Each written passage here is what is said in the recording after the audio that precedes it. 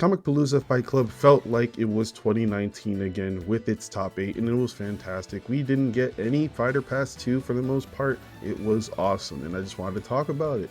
So let's talk about the top 8 and the runs that got there. 7th, we had Louis Money, who beat Shattuck, then lost to Mars in winners.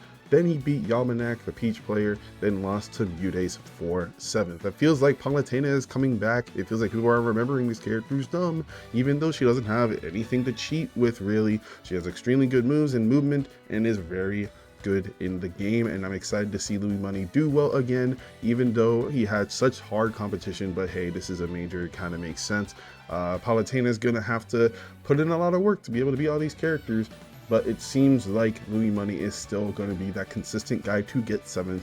Hopefully he can get a major win under his belt, but he's going to need a lot. I feel like it's just tough out here with Palutena. There's so many tough matchups and so many ways to cheat and die in this game that Palutena doesn't have.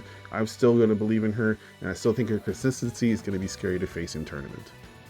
Moving on to the other 7th place, we have Dany, the boy, the wolf main, who's worked so hard for this, getting his first top 8 ever at a major. He lost to Shinymark in winners, but had a loser's run to beat Black Screen, who's a crazy hidden Ike player that people are not talking about, who beat Atomic.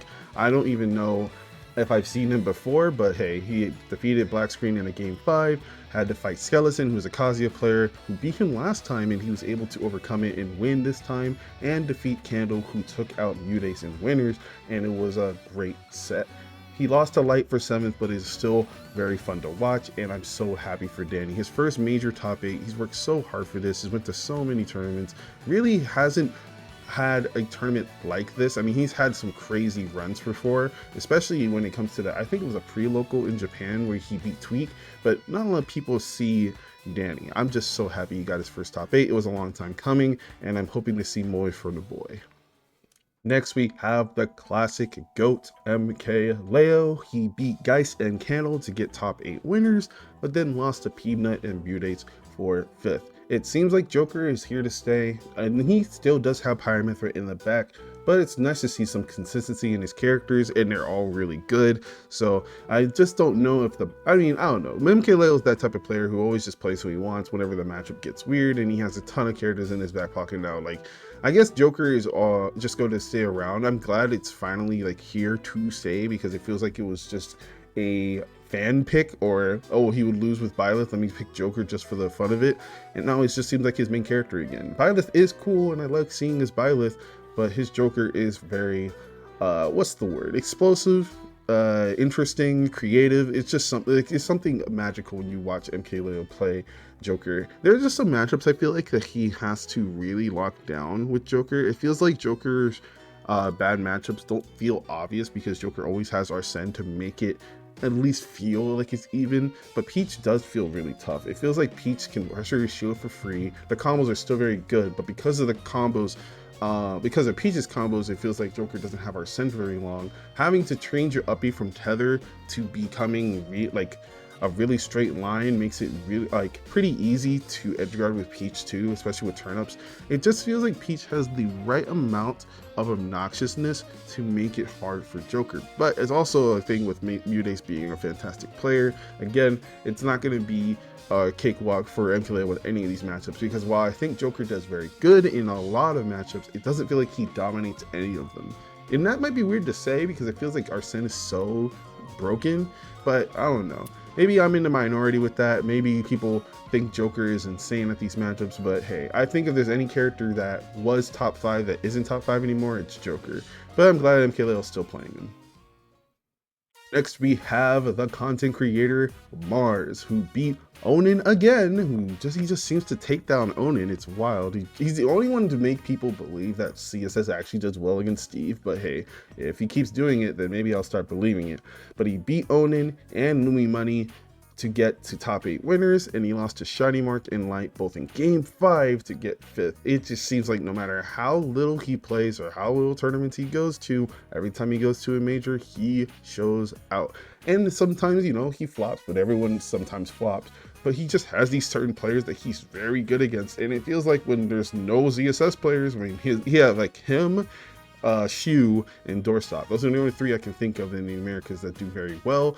I think it just becomes a matchup check again, like what's safe, what's not, when can I hit her? She's very annoying to hit. She might not be doing a ton of damage every exchange, and Mars still has to be a better player, but I still think ZSS is solid enough to be a surprising counterpick against some of these top tiers. I think she doesn't do good against Kazuya. I think she does fine against Kazuya, but I think the Steve matchup being so explosive means that Mars always just has that kind of common character to destroy. I think she also does well against Rob and Snake, who are also very popular. I don't know. Mars just has a lot of knowledge, and he's so good at the game that I'm not surprised that he's still doing well. No matter how much time passes, he's always a top player to me. Next up, we have Muteace, who lost to Candle in Winners the Olimar in a very close set, but then beat Zai the Palutena, Geist the Bayonetta, Lima the Bayonetta, Louis Money the Palutena, and Mkleo to get fourth because he lost to Light. And it was a wild reverse 3-0 from Light. It still feels like Muteace is honestly working so hard to keep Peach in this meta, but he's still doing it. He's still top 8ing these majors, he's still beating these top players, and it seems like his consistency won't fall off. It just feels like, I feel like Peach is always that character who does so good against the meta, but the anti-meta is so obnoxious for her. And she runs into so many weird and annoying matchups, again, like Olimar, who just constantly throws stuff at you. I still think that characters like Meta Knight can do very well. I still think DD is super obnoxious. I still think projectile characters in general are super annoying, but Muteace does overcome this by just having extremely good neutral and having sections of the game that he doesn't get hit. I'm not like trying to downplay Peach, because Peach is still insane.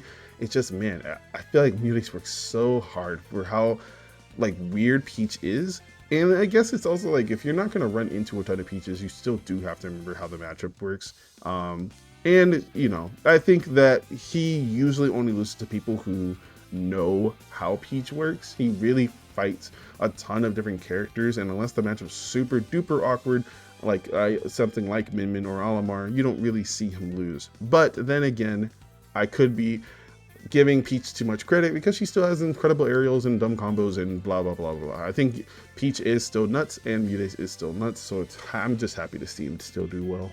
Next, we have Light, who got third. He lost to Peabnut for the top 8 qualifier, but he defeated Onin, Dany, Mars, and Muteace while losing to Shinymark Game 5 for third. I think there was a clip of Light saying that he is fighting for the #1 spot because he's beating everybody that he usually have lost to, just having pretty good set records.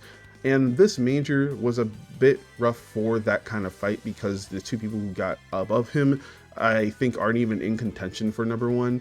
But even still, it seems like Light's figuring out a style he really wants to do, and more Fox moves being used than ever. It feels weird to say that Fox Fair is broken in the game where I feel like everyone thinks of Nair and back air being broken, but he uses Fair so well. Fair off ledge, doing the falling Fair to do up air, doing drag downs. It feels like Fox Fair's buff, like all those years ago, has been putting in work for his style. I still think Fox is the most suffocating character in the game, and Light is very good at doing that. But if he's going to fight for #1, man, this is going to be hard because I feel like Fox is so fragile. He has to play on point every single tournament. There's no leeway he can have just because Fox is so light. His recovery can get gimped, and there's a lot of broken things about Fox, but I feel like Light just has to know every matchup. He has to be able to get to these top players enough, and the counterplay is still going to be known. It's like Fox has been in the game for forever and people get used to fighting Fox, and it feels like Light not really struggling because people are getting used to it, but is getting a bit red more often and people are less scared to just combat him. And I'm excited to see more matches like that because as suffocating as Fox can be, someone who is good against Fox is also super exciting. It's just wild to see the two people who beat him with Peabnut and Shinymark when these matchups.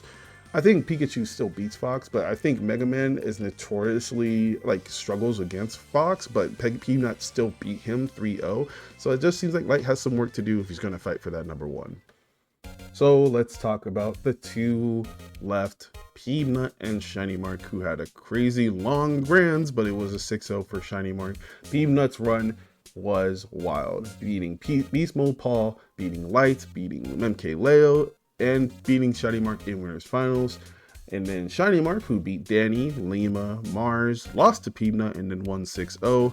Two of the coolest people I've ever met and homies of mine. I am so happy to see these people just doing well. It feels like Shinymark, he said it before, and I say it again, has developed a way to make Pikachu so viable, but not just viable, monstrous in this game.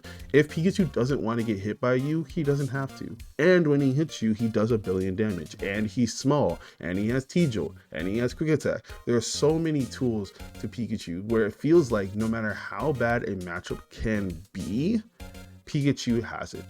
No matter what.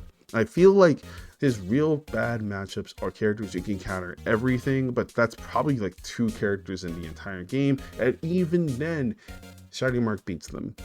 I'm just so proud of the dude. He's worked really, really hard. But even so, I think Peabnut needs to get his props as well. It feels like Peabnut has just grown more and more and more over the years. It feels like he's gone from this high-level player with a weird character no one knows how to fight, obnoxious character people hate, like Mega Man people despise Mega Man, to just being the Mega Man, the top player. He was always compared to Kameme back when Kameme played, or Kamamushi, or whatever you want to call him. But I think Peabnut is that guy. I think people are starting to understand, man, Peabnut is crazy good. He beats a lot of people. He's not just being obnoxious Mega Man. His decision making is nuts. It's wild.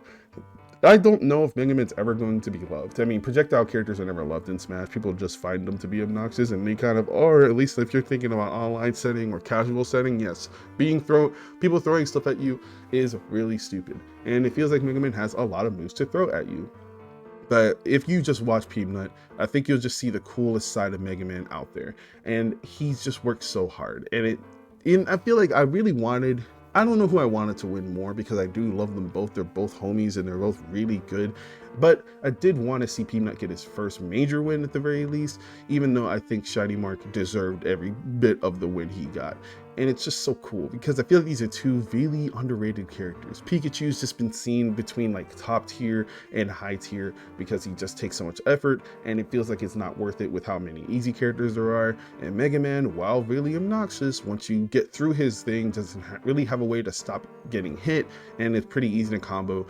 And it just feels like, man, they have to work so hard to beat all these people, but they figured it out. They figured out their own styles, and it feels like this is a game like this. There's like top 8s like this that really exemplify that if you believe in your character, you can likely do it. There are so many good characters in the game. Probably, I would say half of them are good enough to get this far. Maybe not all of them. There are still bad characters, but hey, I'm not the one who's going to tell you who's bad or not. You should just go out there and prove it, because I think having top 8s like this really show who's passionate about their characters, and these 2 have prevailed after like innovating so much with characters people just did not believe in. But Comicpalooza was amazing. What did you guys think about it? Was there any sets you think I should watch? I just really hope we get more majors like this. Supernova is going to be incredible. But anyway, thank you guys for watching, and I'll see you later.